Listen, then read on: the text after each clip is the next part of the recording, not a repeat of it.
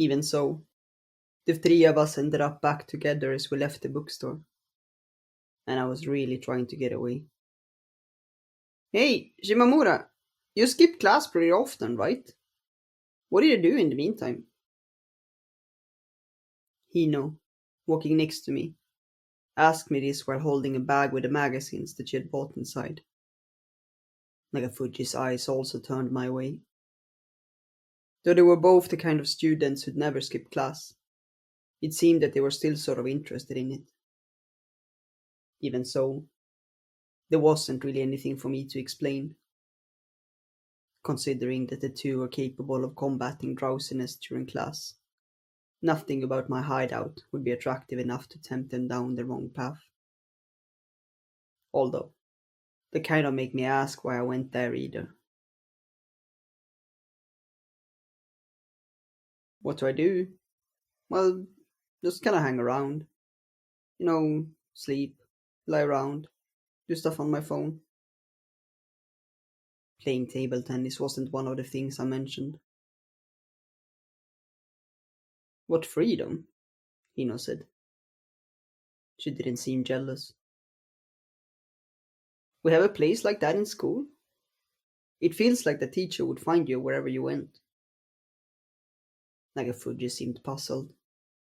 For an honor student like her, who never wandered too far in the more deserted parts of school, it was probably inconceivable for there to be any places there suited for a classic game of hide and seek. Ah, I think I have a pretty good guess of where you do it, Hino suddenly proclaimed that. Though I didn't know if her guess was right or not, it still got me pretty flustered. Should we go there and look for her the next time? She then proposed to Nagafuji, making it sound like it would be really fun. Knock it off. I latched back, my warning mixed with a wry smile. If they really did find me, that wouldn't be very good. If it had just been me, then whatever. But Adachi was around too now. Speaking of which, I met the weird girl at the fish pond last Sunday. I rolled my eyes at Hino's sudden and inexplicable proud outburst. Just how many times had she boasted about something like that? When aren't you running into weird people? All the people who Hino introduced with a phrase like that really did end up being weirdos, and it never ceased to amaze me. Had she just been born under that sort of star? Although, if that was the case, then I guess that would make me a weirdo too. It's better than running into a pervert, Nagafuji followed up. I couldn't argue with that. But was that really good enough for you, Hino? Let's see, who have I met lately? There was this one girl who was wearing something that looked like a spacesuit, and she continued talking in a gleeful tone of voice, which probably meant that it was. Well, as long as she was happy. Half listening to Hino's story about the weird girl, we made our way back to the school area and began our usual journeys home. As Hino and Nagafuji both came to school by bus, the bus stop would be as far as we went together. After that, it'd be me walking back home all by myself. Our family only had a single bicycle, and since Mom used it all the time, I rarely got to ride it. Mom had been the sports type in her youth, and still went to the gym, and so the speed at which she paddled was just out of this world. It was to the point that you could have used it for the source of an urban legend. Hey, look! As we passed by a gas station, Hino suddenly pointed at something in front of us. After making sure that we were looking, she quickly pulled her hand back. I strained my eyes to see what it was, and then, oh, it was Adachi. Like a model delinquent, Adachi sat on the fence that separated the road from the sidewalk. She was wearing her school uniform as casually as ever, with her jacket taken off and her shirt untucked. Something about the way her bangs sat seemed to bother her, judging from the way she was fiddling with them with a mirror in her hand. Were she to fall backwards, she would naturally tumble onto the road. I was more worried about that than whether or not it was good manners to be sitting there. Next to Adachi was parked a blue bicycle, which seemed to belong to her. For the first time ever, I learned that she came to school by bike. Adachi noticed us too. She glared at us, which caused Hino to jump a little.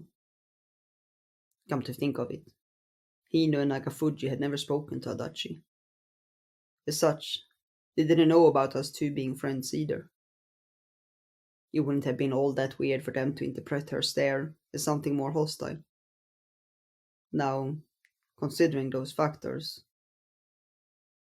I had never really put much thought into running across Adachi outside of the gym. What was I supposed to do here? Seeing how she was looking at me, but not moving, it was fair to assume that Adachi was just as confused as I was.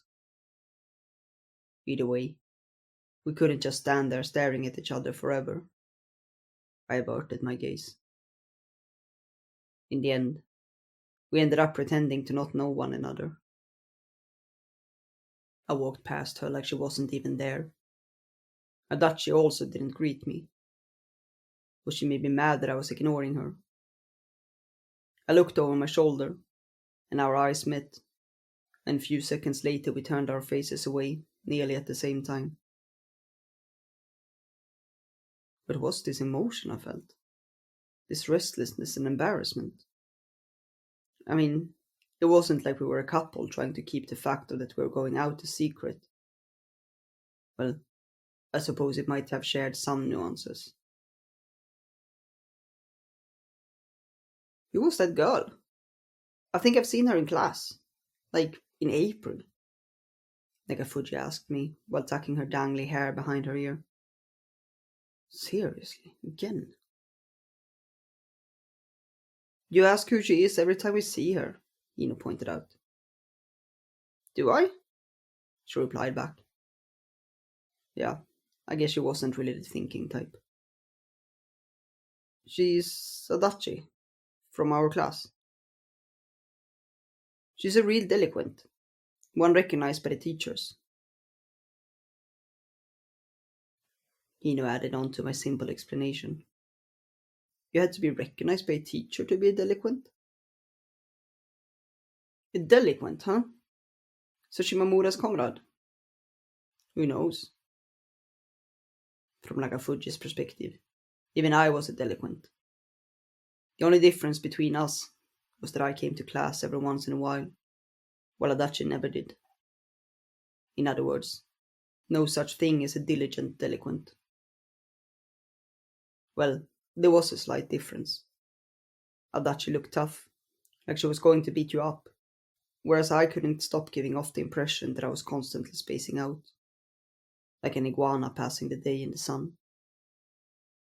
Just sitting there, idling away instead of going to class.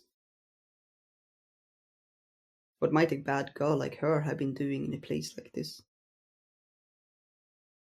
I casually took one more look over my shoulder, only to find that Adachi had already ridden off.